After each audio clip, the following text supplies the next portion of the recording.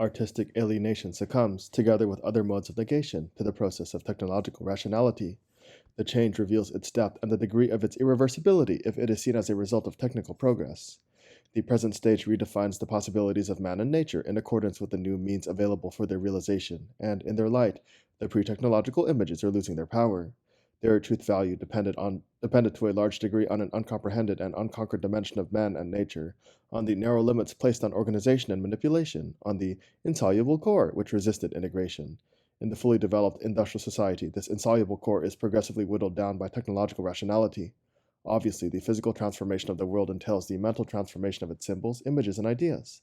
Obviously, when cities and highways and national parks replace the villages, valleys, and forests, when motorboats race over the lakes and planes cut through the skies, then these areas lose their character as a qualitatively different reality, as areas of contradiction. And since contradiction is not the work of the logos, rational confrontation of that which is not with that which is, it must have a medium of communication. The struggle for this medium, or rather the struggle against its absorption into the predominant one-dimensionality, shows forth in the avant-garde efforts to create an estrangement which would make the artistic truth again communicable. Bertolt Brecht has sketched the theoretical foundations for these efforts. The total character of the established society confronts the playwright with the question of whether it is still possible to represent the contemporary world in the theater, that is, represented in such a manner that the spectator recognizes the truth which the play is to convey. Brecht answers that the contemporary world can be thus represented only if it is represented as subject to change, as the state of negativity which is to be negated. This is the doctrine which has to be learned, comprehended, and acted upon. But the theater is and ought to be entertainment, pleasure.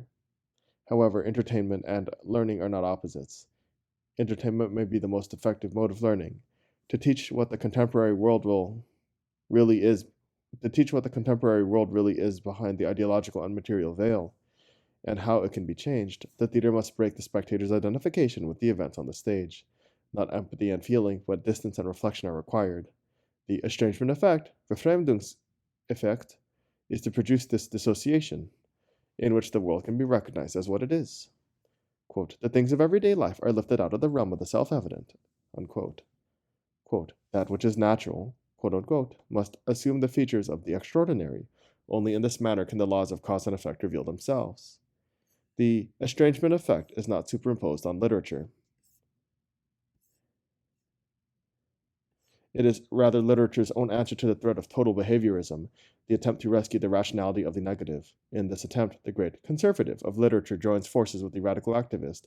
Paul Valéry insists on the inescapable commitment of the poetic language to the negation. The verses of this language ne parlent jamais que des choses absentes. They speak of that which, though absent, haunts the established universe of discourse and behavior as its most tabooed possibility. Neither heaven nor hell, neither good nor evil, but simply le bonheur. Thus the poetic language speaks of that which is of this world, which is tangible, visible, audible in man and nature, and of that which is not seen, not touched, not heard.